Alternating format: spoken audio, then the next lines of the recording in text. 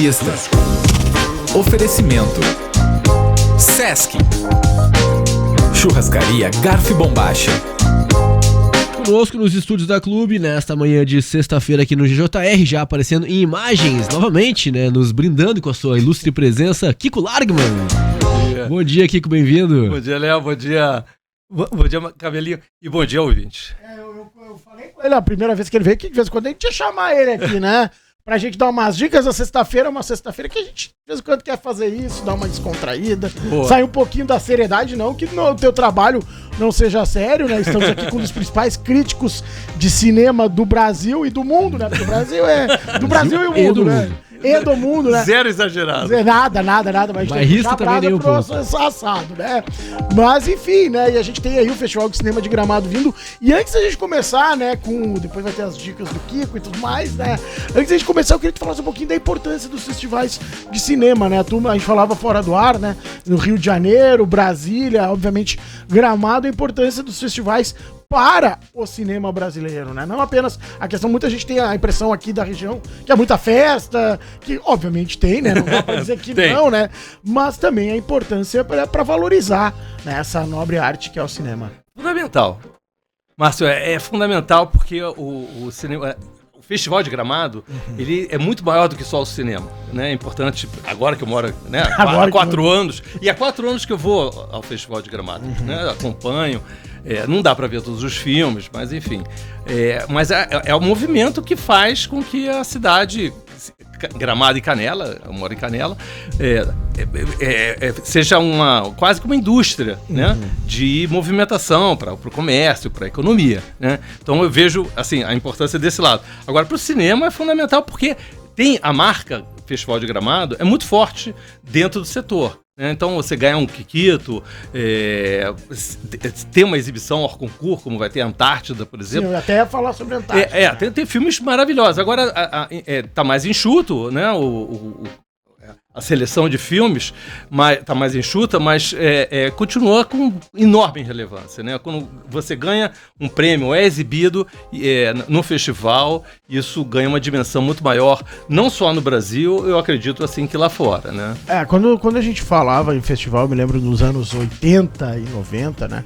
Que era tomado por atores nas ruas, era muito louco, tu tava caminhando, claro que hoje, com o crescimento populacional da cidade, e também a forma como se vive Gramado e Canela no inverno, é mais difícil de ver isso.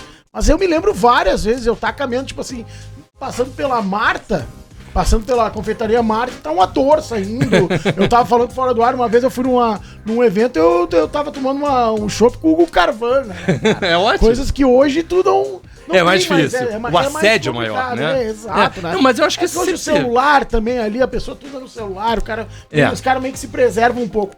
Mas quando tu olha pra isso, tu vê a importância de ver a valorização, não apenas do cinema, mas de toda a cultura do entretenimento. Porque hoje, quando a gente fala em cinema, não é que nem a gente falava nos anos 80. Não. Que era aquela coisa da tela. Hoje tem todo um processo, tem todo um trabalho por trás, seja de redes sociais e tudo mais. E aí, por exemplo, eu olho, por exemplo, aqui nos longas, tem um que tá chamando muito a atenção, não apenas pelo filme, mas pelo personagem que e por trazer uma geração pro cinema. Eu tô falando de Chorão. Do Chorão, sabe, né? Porque é um filme que vai ter um apelo diferente não tem a do que a maioria deles, né? Não, eu acho que todos os filmes têm o seu apelo. Claro. Né? Eu acho que isso... essa diversidade que o Marcos, que é um dos curadores, né? Não sei se os ouvintes sabem, né? Mas o Marcos Otuari, que é um crítico de cinema, que está presente há anos já, como curador, e está fazendo agora junto com a atriz, a Camila Morgado, né? E eu acho que essa diversidade é muito boa. Não adianta também só trazer um filme ligado à música, ao rock, ou ao pop, o que for, né? Tem que ter também outros, tipo um drama, enfim. E eu acho que essa seleção deste ano tá muito boa também. Eu dei uma olhadinha. Uma vez, né, que quando a gente olhava, a gente sempre falava assim, o cinema de Gramado não traz filmes pop. Tipo assim, né? Parecia só que tinha que ser aqueles filmes mais, abre aspas, cabeça. Aquele filme que tu sai do cinema pensando, será que eu entendi o filme, né? Pro público médio, né? Hoje, nos últimos anos, eu tenho notado que Gramado tem também tentado trazer mais coisas, abre aspas, um pouco mais mainstream. Te parece isso também? Sim, mas mantém ele, eu acho que o festival, e aliás todos os festivais estão com essa pegada de trazer filmes mais apelativos, mais comerciais, Pode ser. né? E alguns de nicho, que é o mais intelectuais, mais cabeças, mais autorais. Então, é isso que eu acho que eu valorizo, né? E eu acho que, na verdade, a mídia, de forma geral, valoriza, porque senão você acaba fazendo um festival só de rock ou só de filmes populares. E eu acho que isso também se reflete nas premiações também. As premiações hoje do Oscar, do Emmy e tal, acabam... antigamente, nenhum filme mais popular ganhava, nem entrava na lista de indicações. Sim. Né? O primeiro foi Mad Max, assim, o primeiro filme assim, que realmente... Filme campeão de bilheteria. E que era esse tipo de filme era muito rejeitado pelos intelectuais, pelos críticos, né? Já que eu sou dessa área, né? Os críticos, sabe, assim, nem viam. Era um negócio assim meio... Não, isso não é pra mim. Não tinha que ser um filme cabeça, Fellini, né? No máximo um Blade Runner, assim. Com muita... lá, né? Era uma Olha lá, concessão, né? isso Olha era uma lá, concessão, assim, era com muita boa vontade, né? Não, isso é muito legal de conversar. Quando eu olho, por exemplo, aqui, a gente vai falar de Antártida. Antártida, sim, né? Que tá fora da competição, vai ser o filme que abre, né? Mas eu acho que dos filmes nacionais dos últimos anos é um dos mais esperados, eu acho. Sim. Gerou todo um hype, toda uma espécie de superprodução, grande Exato, elenco. Né? Muito dinheiro, né? Um filme com investimento altíssimo, né? Não sei exatamente quantos milhões foram, mas com certeza comparado com a média, né? Um dos maiores budgets, provavelmente. Desse ano, com certeza absoluta, né? Tô curioso, quero ver. É um filme que tem que ver no cinema, né? Sim. Então, a gente tava falando... Filme de tela grande. Né? Porque hoje a gente tem streaming, não é só streaming. A gente tem um streaming, assim, quem consegue, não é um negócio também do outro mundo, comprar uma TV... 80, 65 já. Exato, passou de 65, já é um telão com som bom. E muitas vezes a própria TV já vem com 5.1, não sei o que mais. 7.1. Dolby e tal. Então... E tem a facilidade, isso a gente já conversou outras vezes, de você poder parar e não ter... Né? Foi ao cinema, a gente vai falar de Odisseia, vai falar do dia D. É chato, porque você vê de vez em quando as pessoas na tua frente vendo no Instagram, né? Aquela tela. Tanto que, né, algumas empresas de cinema, né, até era uma coisa que eu ia falar contigo sobre isso mais pra frente, mas já que tu entrou, estão fazendo intervalos em filme de 3 horas. O que tu acha disso? Péssimo. 10 minutos de intervalo no filme de 3 horas. Não gosto. Acho que corta, né? Isso me lembra muito a época do VHS, filme de 3 horas, pra você que é mais novinho e não se lembra, mas o VHS, filme de 3 horas, vinha em 2 fitas. Aí tu aproveitava pra ir no banheiro na troca de uma fita pra outra, fazer um xixizinho, renovar a pipoca, aquela coisa toda. É mais ou menos isso que o cinema tá fazendo agora, né? Eu sou contra, sim. Eu queria ser... Quer dizer, eu não sou contra. Eu não faria isso. Né? Se eu puder escolher, eu vou até onde der. Mas o único filme que eu lembro que teve um intervalo... Isso, no cinema mesmo, era o Showa. É um filme sobre a Segunda Guerra Mundial, um negócio de campos de concentração, que eu não lembro direito, mas acho que era 8 ou 10 horas. Não, mas daí também, né? Aí fizeram uma série numa época que não tinha série e resolveram lançar com mas é um filme contínuo, então, cara, assim, você tem que parar porque você tem que levantar, sei lá, né? Sim. Mas, assim, um filme de até umas 3 horas é tolerável. Deixa eu te perguntar, tu aqui nunca foi jurado em Gramado, né? No Rio. Foi jurado no Rio. Como é o trabalho de um jurado num festival de cinema, né? Porque tem lobby, tem essas questões, como dizem que no Academia Oscar o cara recebe umas coisinhas e tudo mais. Ou tu chega lá meio cego, vai ver os filmes, te tranca, anota o que precisa, entrega o envelope, era isso. Cara, a minha experiência é totalmente isenta. Nunca ninguém me pressionou pra nada. Eu acho que acho que esse lobby tem mais na crítica semanal. Né? Você vai ver o filme, isso é muito comum. E eu não tô falando mal, não. Isso faz parte da dinâmica da crítica e dos lançamentos. Toda vez que a gente vai pro lançamento e tal, eu e os críticos e tal, vendo uma cabine, uma cabine de 40 lugares. Hoje em dia não cabe. todos os críticos, porque tem influencers, tem não Sim, sei o quê, mas na época, dos 40 iam 15, 20 no máximo críticos, né? E a gente recebia, além do Press Book, que é todo descritivo, com o nome dos atores, a biografia e tal, a gente ganhava uns brindes, uma camiseta, ganhava um casaco, ganhava, sei lá, um bonequinho. Uma viagem pra Nova York pra entrevistar o diretor. Não, isso tem. Isso tem e eu acho que não influencia, porque esse filme não é bom, eu tenho certeza, pelo menos a maioria dos meus colegas, assim, vai lá pro México, vai pra Nova York, vai pra Los Angeles ver o filme. O filme é uma bobagem, entrevista, né? Eles chamam de junket. Eles vão nesses junket que eu encontro, vai um crítico do Brasil, 2 críticos do Brasil, outro da Nova Zelândia, outro francês, tal. Eles veem um filme e fazem a matéria. Se o filme não é bom, talvez ele seja, sei lá, eu nunca tive esse constrangimento, né, de falar mal ou de falar bem. Deixa eu falar uma coisa, a impressão que eu tenho, eu sempre fui um cara que gostei muito de ler a imprensa de São Paulo e Rio, né? Principalmente as críticas da Veja, por exemplo, da Isabela Boscov. Sim, mais, é ótimo. E críticas gastronômicas, por exemplo, do JB, né? E, cara, todo mundo tem a impressão de que o crítico de cinema e o crítico gastronômico, eles são pessoas insuportáveis. Tô mentindo? Não. Não, tô te falando que vai ter tão gente boa, não. que tu parece que não é isso, cara. Não, eu não sei. Eu não sei se todo mundo me acha gente boa, mas, enfim, eu tento ser, não só como crítico, né? Aliás, isso é histórico, né?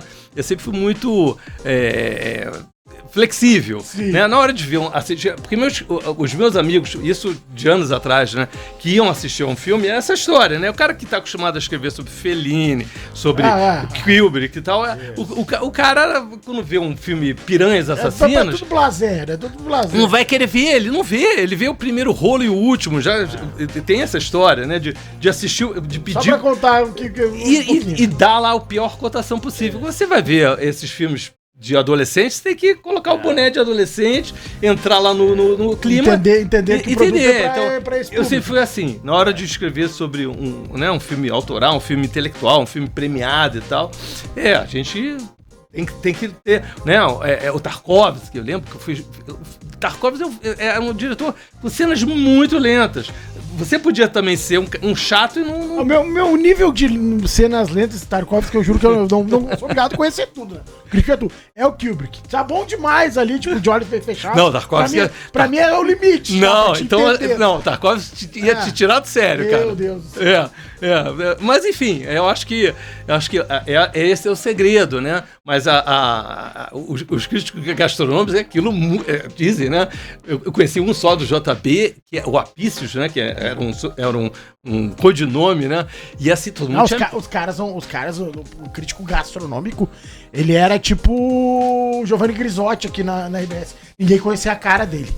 Porque se conhecessem, provavelmente ou não iam atender, ou iam mudar tudo que iam fazer, ou parar, tipo assim, ó, tem 50 pessoas no salão. Para todo mundo, só atende ele. Porque não, tipo, os caras tinham muito medo. Mas nos filmes também é assim, né? Porque, e aí é o gosto pessoal mesmo, porque o cara vai saborear lá um filé, um peixe, uma massa e tal. O cara já comeu não sei quantas vezes, ele quer, é o gosto pessoal. O cinema, acho que você tem que relativizar um pouco, né? Mas isso, já entrando nessa questão de cinema, também é relativo. Eu tenho, né, eu faço crítica há quase 50 anos, né? Então eu já vi não sei quantos filmes de ficção científica sobre ET, né? Alguém que viu, sei lá, um crítico jovem de 30 anos não viu um terço do que eu vi. E aí, de repente, ele vê alguma coisa num filme novo que ele não viu ainda. E eu já vi 3, 4, 5 vezes. Então não tem aquela originalidade, o ineditismo, né? Então, isso também mexe um pouco, né? O que tu achaste do último do Steven Spielberg, o Dia D? A gente já vai pra esse lado, né? Então vamos começar com o Dia D, vai. Tá, cara, assim, eu gostei, acho um bom filme. Dá pra ver no streaming, já tá no streaming, apesar de ser muito perfeito e tal, mas não tem grandes cenas como Odisseia, por exemplo, né? A gente vai falar já de Odisseia, mas o Dia D, assim, é muito Spielberg da forma, pro bem e pro mal. Né? Aquela ficção científica, aquela coisa da fantasia, do ser extraterrestre. Eu até vim pra cá pensando, eu quero, se der tempo, falar disso. Por que ele tem essa obsessão? É o quarto filme que ele fala. Gosta muito disso. Né? Inteligência artificial, no final aparece isso. ET extraterrestre, Close Encounters, o Contato de Terceiro Grau. Quarto filme assim, focado nisso. Eu acho que ele já viu. Independence Day, acho que é dele. E a Independence Day também é... Não. Independence é do... Desculpa. Mas eu acho que ele já viu um extraterrestre. Ouviu alguma coisa. Assim, ele deve ter um outro, sonhou, né? Mas o filme, enfim, eu recomendo. Michael Bay. Michael Bay. Quem gosta de Spielberg vai ter essa coisa da fantasia e tal. Roland Emmerich. Isso. Ele morreu já, né? Acho que até já morreu. E o Spielberg, assim, de vez em quando parece uma criança que viu o extraterrestre e quer provar para o mundo, né? A história é boa, é a mais explícita delas, das que ele já contou. E assim, eu me pergunto, sem querer devagar, se ele realmente já viu um extraterrestre. Eu já vi, não um extraterrestre, falando aqui na rádio, acho que pela primeira vez de forma pública, eu já vi duas vezes um disco voador. Quando eu era criança, com uns 12 anos, morava em Copacabana, eu e uns amigos, todo mundo ficou olhando ali, vocês estão vendo e tal, atrás de um morro chamado Morro dos Cabritos, lá no Rio, né? E eu voltando de Teresópolis, tô fazendo uma divagação, mas eu acho... Vai. Não, eu tava... Tranquilo, tamo com o tempo hoje. Mas jogo rápido, eu voltando de Teresópolis, que é a serra lá do Rio de Janeiro, né? Numa área que é mais... bem no meio, descendo já a serra, a parte mais plana, né? A gente viu um negócio enorme. Assim, mas isso tem uns 25 anos, meu filho... Não, 20 anos. Meu filho tinha uns 15 também, 14 e tal, era adolescente, né? Eu, minha esposa, a Rosana, tradutora séria, meu filho, que é um cara sério também, os três viram, assim, um negócio enorme, um disco... Cara, tô te falando. Não é imaginação. Não tem por que não acreditar em ti. Aí a gente olhou... Não, e tem o detalhe, né? Aí eu falei, cara, vou parar o carro pra ver. Aí eu parei o carro, quando fui ver, tinha uns 4, 5 carros parados também, todo mundo olhando assim, que nem um bobo. Olha só. Tô te falando. O Léo que é mais interessado nisso. Eu tô te falando isso porque se eu tivesse o talento do Spielberg e o dinheiro dele, eu fazia uma versão minha do ET, né? Pois é, e o Spielberg tem disso, né? Ele é um cara que conta histórias de uma maneira fantástica, mas acho que com o tempo, eu não sei se isso quando a idade chega, né? Ele parou de ser só fantástico, né? Porque antigamente era tu olhava, o que era a primeira coisa que tu pensava quando tu viu um filme do Spielberg nos anos 80 e 90? Efeitos especiais, né? George Lucas, Steven Spielberg. Vou ver um filme, né? Numa época diferente de hoje, com o IA, com a forma de tu fazer, né? E hoje eu vejo o Spielberg mais como um contador de uma história que vai ter efeitos interessantes do que propriamente isso. Porque a época que o Spielberg virou um cara do pop, digamos assim, foi muito pelos efeitos especiais. Sim. Não. E essa história, assim, todo mundo conhece ali os arquivos secretos do governo, né? Do governo americano. Que todo dia vai sair um novo relatório. Tem um monte de histórias, né? Conspiração, aquela teoria da conspiração, se tem ou não tem e tal. Mas todo mundo fala disso. Então, assim, eu não condeno justamente por causa disso. Eu vi alguma coisa diferente. Se era o que era aquilo naquela época, não tinha os drones, não tinha os balões atmosféricos, nem tinha cara de balão, era um negócio assim, lembra bem longitudinal. Cara, assim, a gente... É o popular, não creio nas bruxas, mas que elas vai. Exatamente, eu acredito bastante que pode ter alguma coisa além do que a gente está aqui, né, com os pés no chão, né? Tomara que minha mãe esteja nos ouvindo, que ela adora esse tema também, e está interessadíssima lá em casa. Eu sou um cara sério, viu? Eu não minto, juro, eu não minto. Eu posso ter, minha esposa, meu filho e aqueles outros carros ali, a gente ter tido uma alucinação coletiva, mas... Fica meio estranho, né? Mas faço por outro caminho, né? Legal demais. Detalhe, eu era jornalista do JB, aí eu liguei tinha contatos, aí eu liguei para o aeroporto, liguei para agora esqueci o órgão que controla isso, né, da aviação e tal, e aí que é militar. Aí liguei para ele, consegui falar, olha, eu queria reportar um episódio, uma situação assim que, né? Aí vocês têm algum registro e tal? Pilotos falaram, porque passava, é uma área que passa aviões e tal, né? Aí eles falaram, não, a gente não tem nenhum registro. Aí eu perguntei, mas se tivesse algum registro, você ia me dizer? Não. Aí ele falou, não. Então... Então, Não ia te contar não mesmo. ia me né? contar, não ia faz falar, diferença não ia nenhuma. falar. 8h27, vamos fazer um rápido intervalo, Vamos, Camilo? A daí gente já segue volta, daqui a pouco. Vamos falar nosso um pouquinho bate-papo. dos filmes do momento e tudo mais. Isso, aí. tem um monte de Eu quero saber dicas. se eu vou ver Odisseia ou não, Tá bom. que eu tô na dúvida. Rápido intervalo, já voltamos. Clube 885, muito mais que rádio. Grande Jornal Regional.